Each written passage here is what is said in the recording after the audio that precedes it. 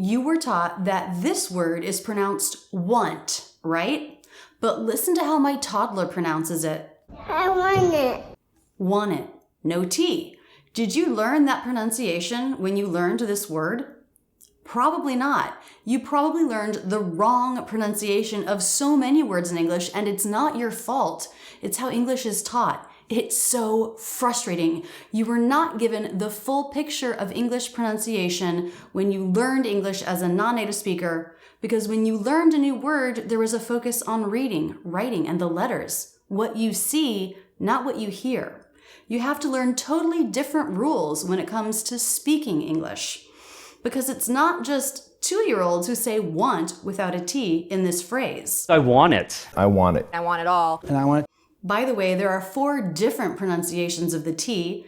Dropping it is just one of them, and we'll talk about them all. Today, we're going to study how my toddler speaks English, and we're going to cover the main things you need to change, the main rules you need to know as a non-native speaker to correct your pronunciation, to improve your fluency in spoken English. And as always, if you like this video or you learned something new, please give it a thumbs up and subscribe with notifications. I'd love to see you back. First, let me say, what's wrong with having an accent when speaking a foreign language? Absolutely nothing. Accents, human diversity, they're wonderful. But if the way you speak English is getting in the way of your communication, if you're not reaching your own goals for yourself, then it's a problem. Let's not let this be what holds you back. My son, of course, is learning English only by hearing. He doesn't get messed up by seeing or understanding letters and how they might relate to sounds. I recently posted a video online of a conversation I had with him, and one of my students commented how she noticed he was naturally doing all these things it's taken her years to work on. So she, like you, learned that this letter is pronounced T. T pronunciations, reductions, and linking are the 3 main things we'll talk about in this video. Sawyer, my son, does it all naturally. Most of my students don't. I'll make sure you know where to go to work on all of these things. You learned T, a true T, but I would say that's the pronunciation 10, maybe 20% of the time. So most of the time, it's the wrong, less natural pronunciation. The rest of the time, it's dropped, flapped, stopped, or turned into a CH. We've seen an example of dropping the T in I want it. I want it. I want it. I want it. I want it. He also drops it in the word just. I just want it now. I just want it. It's really common to drop the T between 2 consonants, and that's why he drops it in just. The next sound is the W consonant. Just want it. Last summer, for example there, also very common to drop the T because it comes between 2 consonants. Last summer. I just want it. Let's hear his phrase again. I just want it now. Actually, just the other day, I told my 4-year-old son, Stoney, to brush his teeth. You know what he said? I don't want to. I don't want to. Don't want to. He dropped the T in want, the T in don't, the T in to. He said that phrase with no T's. I don't want to. All smoothly linked together, but all T's dropped. I actually have a video that goes over N''T words like don't. That's really helpful. I go over all the different ways the T might be pronounced in this particular word or set of words. So check that video out here or by clicking the link in the video description. Stoney, time to brush your teeth. I don't want to. Sawyer also changes the T pronunciation in the phrase, can you get it for me? Can you get it for me? Get it becomes get it, get it, get it, linking those 2 words with a flap T. Get it, get it. That's very different from t, get it, get it, get it, get it, ra ra ra ra ra. Let's see it again. Get there. Get there. Can you get it for me? Get it, get it. It sounds like a D between vowels in American English, doesn't it? Get it, get it. That's one of our T pronunciations, and it helps us speak English really smoothly. And that smoothness and linking between words is a really important characteristic of American English. And that might be different than your native language. If you've watched a lot of my videos, then you're probably pretty familiar with the different T pronunciations.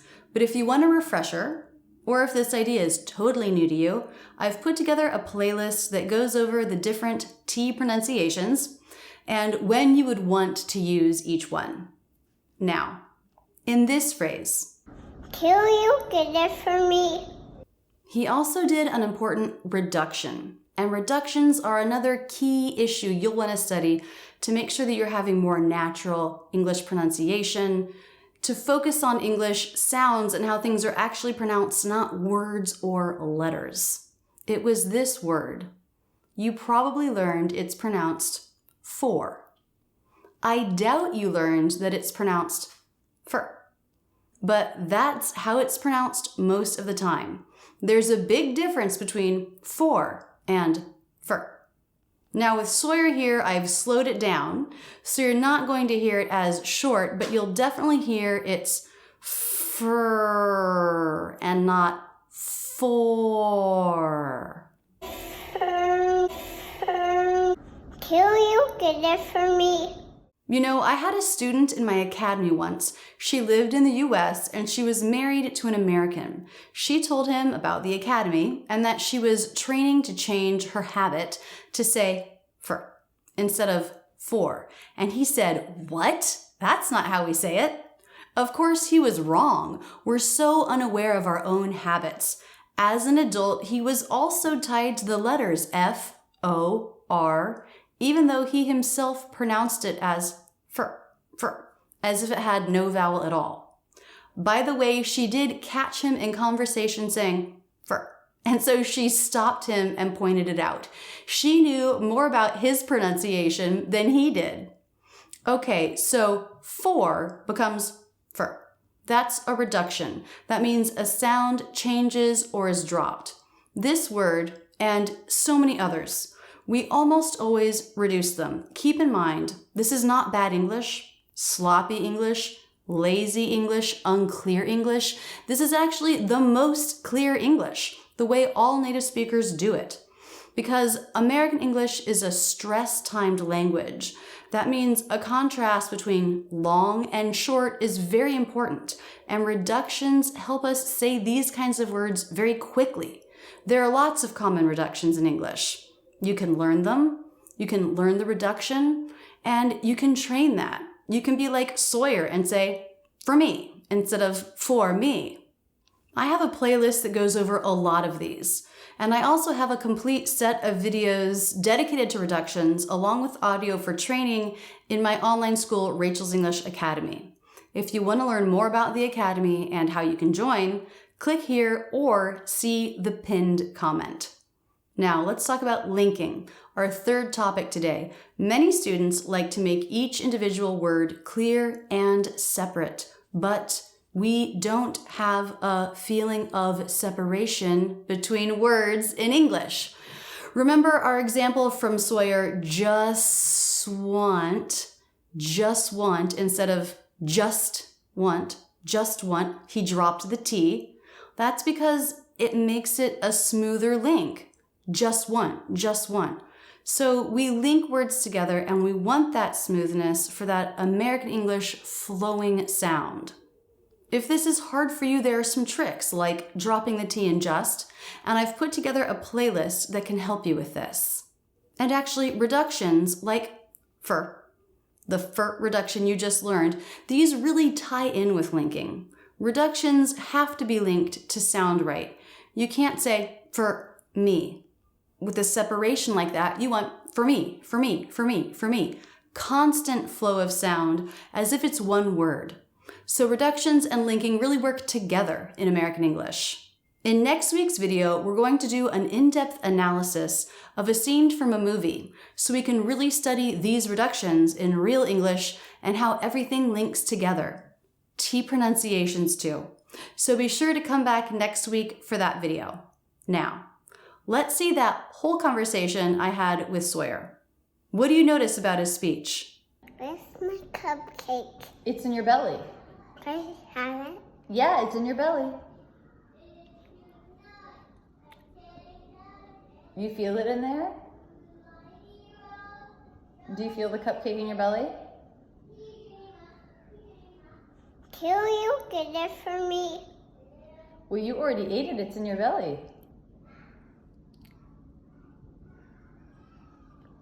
Does that feel disappointing?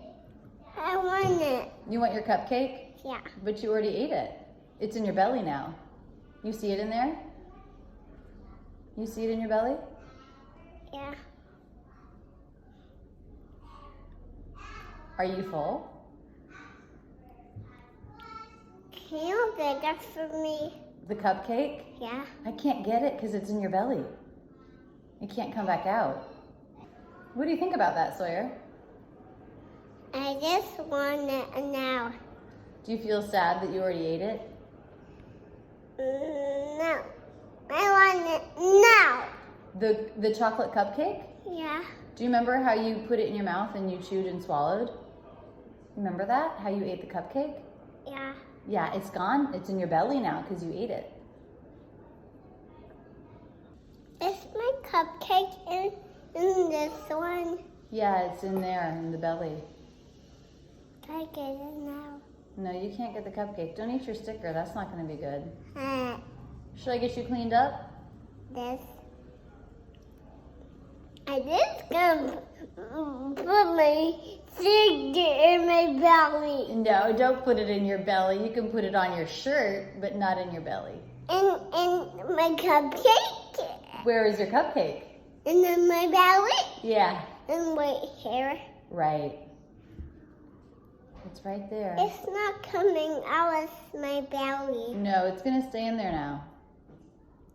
I can eat one tomorrow. No, you're not going to have another cupcake tomorrow. The next day. Maybe. By the way, here are the places where you can follow me, where I sometimes post things like that video. You'll get to see short videos and photos from my life occasionally. And you can keep your learning going right now with this video. If you're serious about changing some of your habits in spoken English, head over to my academy and check it out. We can help you and support you. Rachel'sEnglishAcademy.com. And don't forget to subscribe here on YouTube. I make new videos every Tuesday. That's it, and thanks so much for using Rachel's English.